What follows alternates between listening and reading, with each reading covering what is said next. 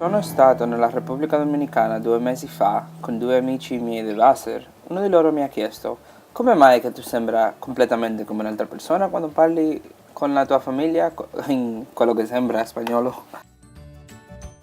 Sin da quel punto, e anche prima, sono stato interessato di esplorare questa domanda di come la lingua può effettivamente cambiare l'identità, e se lo fa, e fino a quel punto.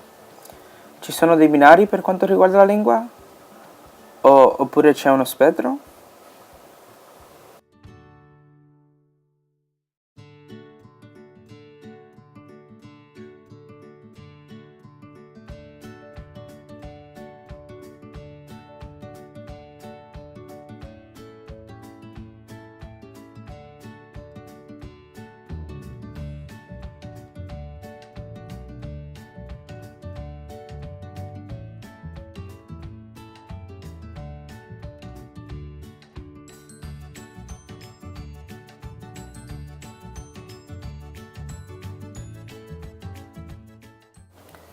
Per esplorare questo tipo di domande sono andato in giro per determinare se altri avevano qualcosa da dire su questo argomento. E quello che avevano da dire è stato veramente interessante.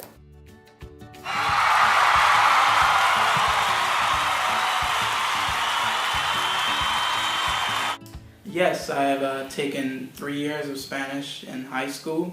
I'm currently taking an elementary year-long course of Russian, and I also speak my native language of Twi, which is from Ghana, West Africa. And then I took French in high school for those 4 years, and then a year and a half in college as well. Nice. And then in college I made the transition from French to German during this freshman year spring.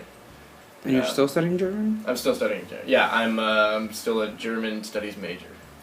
So. Yeah, I speak Spanish. I grew up speaking Spanish.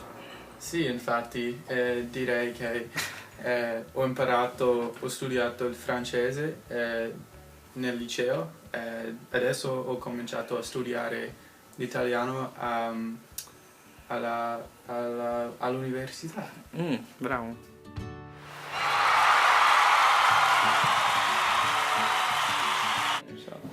My father speaks English and Twi, and my mother she understands English pretty well, and she speaks kind of like a couple English words here and there, but she's mostly speaking Twi. Well, my mom is Swiss, so she speaks German and English, and Swiss German, and French and Italian. She had to learn all of those languages when she was growing up, because that's the Swiss way, I guess. But she didn't speak a whole lot of Swiss German to me when I was a kid. My grandmother could only speak Swiss German, so she only spoke Swiss German to me. So I had a little bit there. They're from Honduras.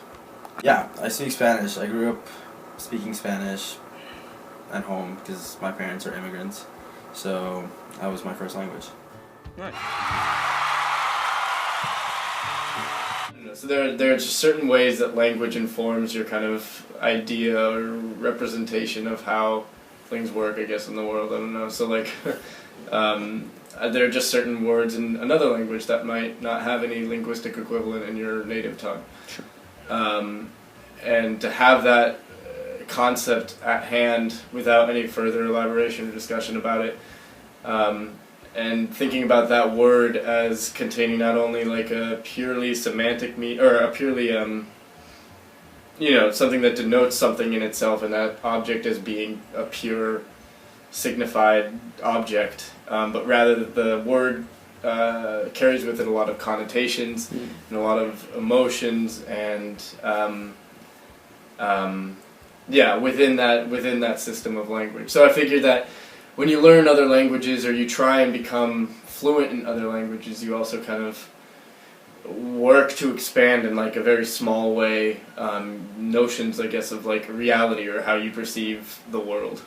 I know definitely growing up, because I was the one that was put into school, my parents expected me to pretty much translate all the time. So I guess learning English was definitely very important, not just for me because I can get an education, but it was important for my parents to pretty much be able to communicate with everybody else. Or like, we'd go to the store and my mom would want me to talk to the cashier or the manager, and I was the one that knew English, but I think sometimes there's a lot of pressure put on me because I just didn't know. Sometimes I wasn't there yet in my English speaking level. That makes sense. That makes sense. Yeah, it does.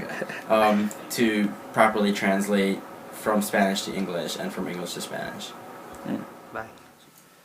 Per me la lingua crea un'opportunità per me da imparare di un'altra cultura e di parlare con altre persone.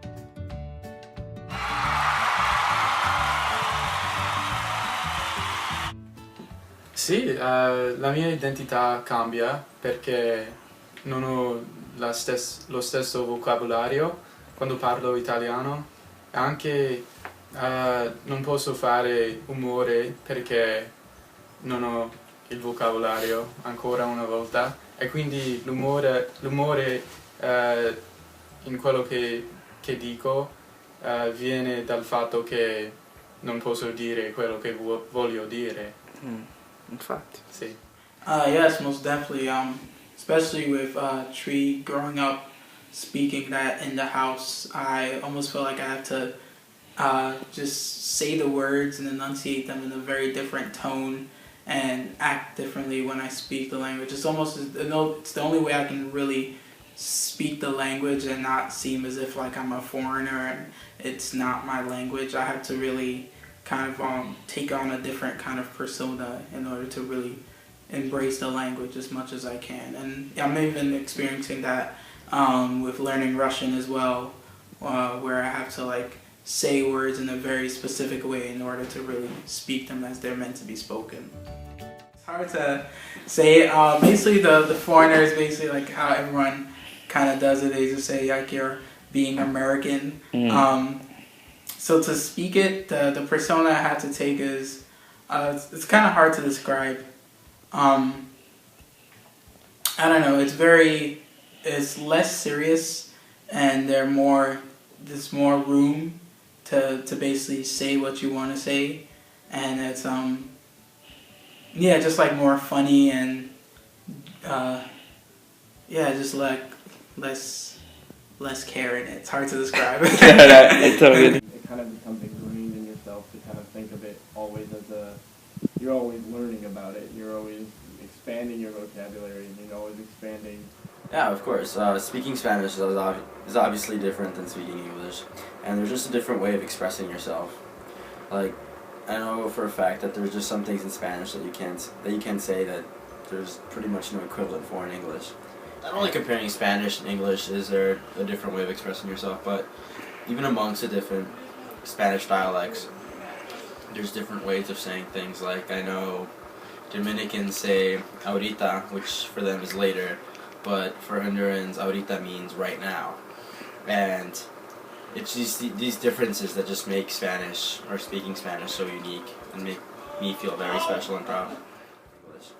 And there's like a subtle beauty to speaking Spanish, and I really take pride in that, and I think that makes a huge part of who I am. Quindi, cos'è la lingua? È un modo di connessione, riflessione ed espressione. È l'amore, la tristezza e anche la felicità. Insomma, la lingua è un tramite della vita stessa.